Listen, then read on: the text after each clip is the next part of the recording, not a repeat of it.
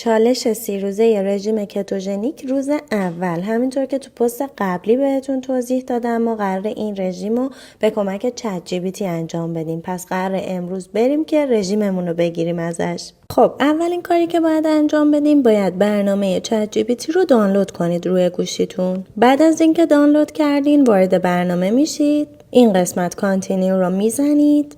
از این قسمت بالا ثبت نام میکنید. به این صورت من ایمیلمو وارد کردم و به همین راحتی وارد برنامه چت جی پی تی تون میشین. اینجا باید اون متنی که من براتون گذاشتم، این متن رو من از قبل براتون آماده کردم، توضیحات دقیق داره چون مهمه که شما چی وارد چت جی پی تی میکنید که اطلاعات درست بهتون بده. من این متن رو براتون آماده کردم، متن رو اینجا پیست میکنید و همینطور که میبینید اطلاعات شخصیتون رو به نسبت شرایط خودتون، سن، جنسیت، قد، وزن، فعالیت روزانه، بیماری دارید وارد میکنین، هدفتون، اینا رو همه رو به نسبت شرایط خودتون وارد میکنین. این قوانین که ثابته بذارید بمونه چون توضیحاتشه. و این قسمت غذاهای مورد علاقه، غذاهایی که نمیخورید یا حساسیت و آلرژی اگر دارین اینجا مینویسین. دیگه به بقیهش کاری نداریم، بقیهش همه باید همینطور باشه.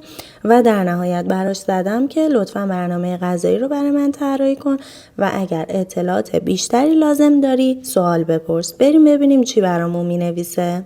خب همینطور که میبینید من این متن به نسبت شرایط خودم پر کردم و در نهایت ببینید 5 تا سوال از من پرسید. این 5 تا هم به نسبت شرایط خودتون جواب میدین و ببینید به همین راحتی رژیم روز اولتون رو خیلی دقیق صبحانه، میان وعده، نهار، دوباره میان وعده و شامو براتون نوشت. حتی در آخر مجموع کالری، چربی، پروتئین و کربوهیدرات رژیمتون براتون نوشته و ازتون پرسیده که اگر این فرمت رو دوست دارین من برم برای روز بعدی. حالا شما اگر که اینجا شام رو دوست نداشتین، نهار رو دوست نداشتین، میان وعدتون رو دوست نداشتین، میتونید بنویسید که براتون تغییر بده و تغییرش میده. اگر که نه با همش اوکی بودین میزنید خوبه ادامه بده و به همین صورت روز دومم براتون مینویسه. صبحانه روز اول رژیم کتوژنیک و با این پنکیک کتویی جذاب و خامه و توت فرنگی و بلوبری شروع کردم. قطعا الان برات سوال میشه که اصلا پنکیک کتویی رو چجوری باید درست کنیم. کاری نداره که مثل من داخل چت جی پی تی مینویسی طرز تهیه پنکیک کتویی، به همین راحتی مواد لازم، طرز تهیه و نکاتش رو برات مینویسه. برای میان وعده اولم هم چون که صبحونم خیلی کامل بود یه دونه قهوه و در کنارش 2 تا تیکه شکلات تلخ خوردم. اینم از ناهار جذابم که یه دونه تن ماهی کامل با تخم مرغ و سبزیجات بود. میان وعده دومم هم بادوم و فندق و گردو رو انتخاب کردم و رفتیم گلف. آقا همینطور که تو تصویر میبینید همسرم یه نوشیدنی خیلی جذاب سفارش داد که اصلا شما دیزاین روش رو ببینید. چشام کاملا قلبی شده بود ولی خوب بود برای من به خاطر اینکه کاملا باهاش تونستم اراده‌مو محک بزنم و اصلا دلم نمیخواست که بخورمش و سعی کردم که برم بازی کنم و از بازیم لذت ببرم و برای خودم به جاش این غذای جذاب و سفارش دادم که واقعا لذت بردم از خوردنش و هیچ مشکلی نداشتم که اون بستنی رو نخوردم.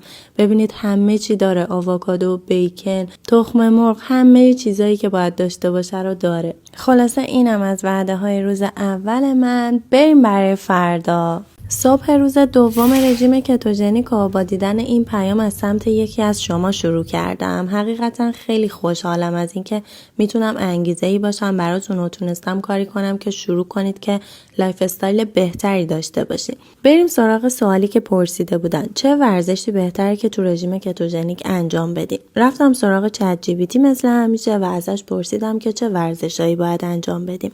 و همینطور که میبینید چند تا ورزش بهم پیشنهاد داده و همینطور نکات مهم و پیشنهاداتش. این هم شد نتیجه صبحونم. برای میان وعده اولم هم یه فنجون قهوه و شیر خوردم و رفتم سمت پاساژ که یه کوچولو خرید کنم. برای نهارم هم این سالاد میگو رو سفارش دادم. فقط دقت کنید تو رژیم کتوژنیک لوبیا و ذرت نیست، من نخوردمش. در کنارش هم سودا خوردم. برای میان وعده دومم هم رفتم استارباکس و یه دونه لته سفارش دادم. اینم از شامم یه دونه سوسیس، 3 تا تیکه پنیر کبابی. سلام علیکم، چطوری؟ شبتون بخیر باشه. خب من امروز روز بدنسازیمه، دارم میرم باشگاه. گفتم که بیام یه استوری براتون بگیرم، یه سری چیزا رو بهتون توضیح بدم راجع به پست دیشبی که براتون گذاشتم. خب ببینید خیلیاتون نمیتونید و نمیخواد، یعنی بهم پیام میدادید نمیخواید هزینه کنید بابت رژیم، براتون سخته و من بهتون ChatGPT رو معرفی کردم که میتونید رژیم شخصی خودتون رو از ChatGPT بگیرید و واقعا خیلی به دردتون میخوره. چرا؟ چون که من خودم هر روز رژیمای خودم رو که براتون میذارم، خب بسته به شرایط منه، بسته به چیزی که من موجود دارم تو خونم میخورم، شاید علایق من باشه و برای شما فرق داشته باشه. این چیزا رو شاید شما اصلا دوست نداشته باشید، مثلا چیزایی که من میخورم اصلا علایق شما نباشه. به خاطر همین خیلی راحت میتونید از ChatGPT برنامه خودتون رو بگیرین و مثلا توش بگید که خب این برنامه رو برای من عوض کن، یا مثلا یه روز تو خونه یه چیزی رو که ندارین بهش بگید که مثلا اینو برای من عوض کن، اینو من دوست ندارم، برای این بهم جایگزین بده و نسبت به شرایط شما چیزایی که دوست دارید و دوست ندارید براتون برنامه مینویسه و این بهتون خیلی کمک میکنه. حالا یه سریاتون بهم پیام میدین که این اپلیکیشنی که من وعده ها رو میذارم چیه؟ خب ببینید من از دکتر کرمانی برنامه‌مو گرفتم، پارسالم از ایشون گرفته بودم برنامه‌مو و خب واقعا خیلی راضی بودم. اما خب خیلیا میگم نمیتونن هزینه کنن. دو تا راه دارید، یه دونه این که برید رایگان از ChatGPT بگیرین که جایگزین و ایناتون باشه براتون. راه بعدی این که از دکتر کرمانی بگیرین که توی اپلیکیشن دکتر کرمانی هم دقیقا این اتفاق میفته. شما هر روز هر وعده‌ای که دوست ندارین میتونید عوض کنید، جایگزین میتونید داشته باشید. برای همون خب من اگه بخوام همه وعده‌هامو بذارم، شما این کار باعث میشه که رژیمتون رو ادامه ندید. چرا؟ چون شاید من یه روزی یه چیزی میخورم شما دوست ندارید و اون لحظه جایگزینی ندارید. ولی اگر که از حالا ChatGPT یا دکتر کرمانی بگیرین، جفتش میتونید برای هر روزتون هر چیزی ندارین جایگزین بگیرید و این کار باعث میشه که رژیمتون رو ادامه بدید و بهتره کنید تا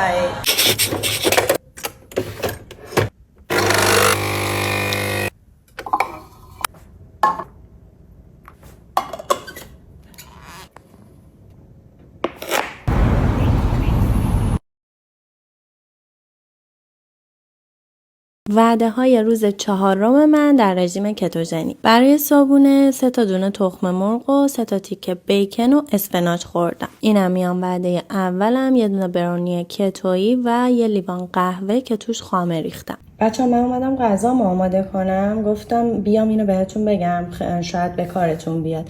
ببینید من غذام نصف آووکادو رو داره و نصف دیگه‌شو خب حالا شب میخورم یا فردا میخورم.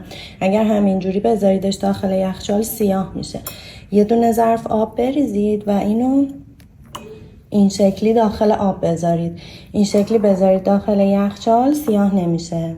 برای ناهارم هم 4 تیکه فیله، نصف آووکادو و پنیر خامه‌ای و سبزیجات خوردم. قبل از باشگاهم یه فنجون قهوه با یه دونه از این توپک کتویا خوردم و رفتم باشگاه و 1 ساعت تمرین کردم. بعد از باشگاهم هم یه دونه پروتئین شیک با این بریایی که میبینید برای خودم درست کردم، یه اسکوپ پروتئین و بلوبری و توت فرنگی یخ زده، همه رو با هم میکس میکنید و همچین بافت جذابی بهتون میده. حتما این ترکیب رو امتحان کنید، بی‌نظیره. برای شامم هم 4 تیکه پنیر کبابی و 3 تخم مرغ خوردم. بریم برای فردا. وعده‌های روز 5 من در رژیم کتوژنیک. برای صبحونه نصف آووکادو رو با یه دونه تخم مرغ و یکم پنیر پیتزا همه رو با هم مخلوط کردم و ریختم داخل پوست خود آووکادو و گذاشتم داخل ایرفرایر 15 دقیقه و همینطور که میبینید یه همچین ترکیبی شد. برای میان وعدم هم یه دونه از این کوکی کتویا و یه دونه قهوه خوردم تو کلاس. ناهارم هم 2 تیکه ماهی با این گل کلم جذاب که ازش به عنوان برنج استفاده کردم و میتونم به جرئت بگم که واقعا خیلی خوشمزه بود. حتما امتحانش کنید. یه اتفاقی افتاد تو این رژیمم امروز.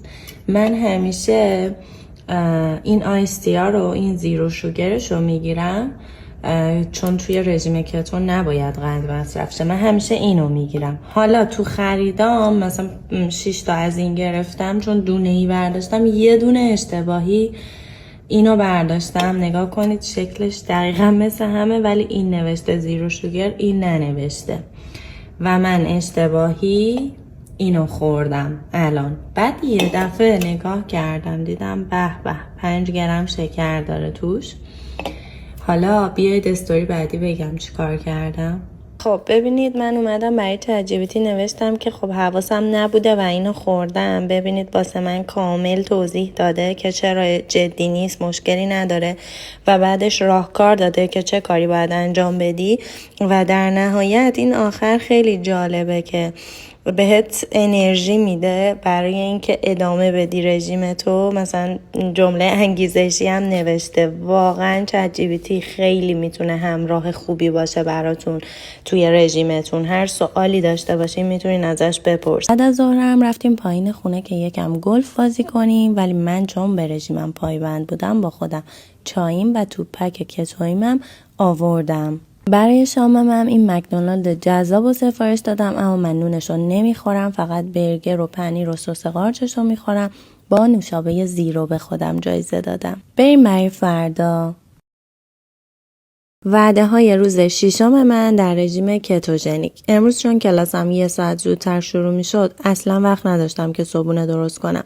پس تصمیم گرفتم یه دونه از این اسموتی های سبز کتویی سریع درست کنم و برم کلاس. نصف آووکادو رو با یه لیوان شیر نارگیل به همراه یه کمی اسفناج و یه قاشق چای خوری استویا برای شیرین تر شدنش همه رو با هم دیگه مخلوط کردم و تمام. میان وعده اولم و یه ذره بادوم زمینی و یه لیوان قهوه خوردم. بعدش که برگشتم خونه، چون که امروز صبحونه نخورده بودم، یکم حس گرسنگی داشتم. پس نصف دیگه اون آووکادویی که مونده بود و با یه دونه تخم مرغ خوردم. برای ناهارم هم من که دیگه یاد گرفتم این گل کلم و شبیه برنج درست میکنم و با 4 تا تیکه فیله مرغ خوردم. میان وعده دومم هم این کاپ کیکای جذاب کتویی رو درست کردم که توی کپشن دستورش رو براتون میذارم. بعد از ظهرم چون جمعه بود، امروز روز تنیس بود و رفتیم سمت تنیس و یک ساعتی بازی کردم و حدوداً 500 کالری سوزوندم. برای شامم هم 6 تا تیکه بالوکت با سس پارمسان و کره و سیر خوردم. بریم برای فردا. صبحانه روز 7 من در رژیم کتوژنیک این پنکیک کتویی جذاب بود که من واقعا هر آخر هفته رو به عشق درست کردن این پنکیک از خواب بیدار میشم. برای میان وعده اولم یه بستنی توت فرنگی کتویی برای خودم درست کردم و ناهارم هم 4 تا تیکه فیله مرغ و با آرد بادوم و تخم مرغ سوخاری کردم و یه کمی قارچ و نصف آووکادو. اینم از میان وعده دومم شیک بادوم زمینی که اینم دستورش رو توی کپشن براتون مینویسم. برای شامم رفتیم بیرون و از این جذابایی که میبینید من هیچ کدومش رو نخوردم و این فیلم رو براتون گرفتم که بهتون بگم حتی اگر آخر هفتهتون بیرون هستین، رستوران هم میرین، میتونید از توی منوی رستوران غذایی رو انتخاب کنید که با رژیمتون هماهنگ باشه، هم از آخر هفتهتون لذت ببرید هم غذاتون رژیمی باشه، مثل این ریبسی که من سفارش دادم. بریم برای فردا. وای بچه ها این انقدر خوشمزه است. میدونید دیگه نارگیل کلن تو رژیم کتو مجازه. خب و اینکه زیرو شوگر هم هستش، نارگیل و لیمو، ویتامین دی هم داره. یعنی کلن اصلا نمیتونم بهتون بگم چقدر خوشمزه است. حالا نمیدونم میتونید بگیرید یا نه، ولی کسایی که اینجا هستین حداقل امتحانش کنید، خیلی خوشمزه است.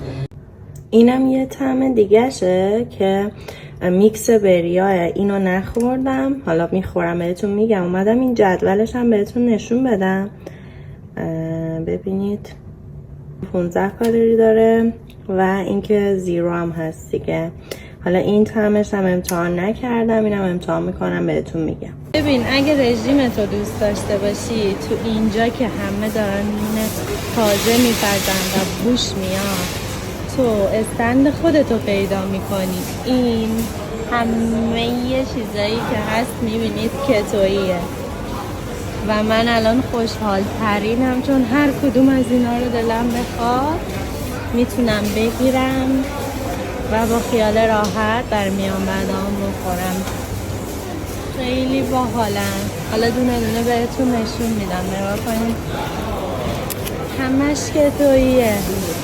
سلام علیکم، چطورین؟ شبتون بخیر باشه. آقا انقدر اینجا هوا خوبه که دیگه فقط شبا تا هوا خوبه باید بیای بیرون از این هوا لذت ببری. بعد من بهتون قول داده بودم که امشب براتون پست جدید میذارم، اما متاسفانه فکر کنم نرسم، ولی فردا حتما براتون میذارم. پست خرید رژیماست و اینکه شما هم برید خریداتون رو بکنید. من امروز روز 15 هستش و فوق‌العاده راضیم از این رژیم. اما با شما از شنبه دوباره از روز اول که میخوام پستش رو براتون بذارم شروع میکنم که 30 روزم با شما بگیرم، بشه جمعاً 45 روز. ببینیم دیگه چه نتیجه مثبتی تا 30 روز دیگه از این رژیم کتوژنیک میگیریم.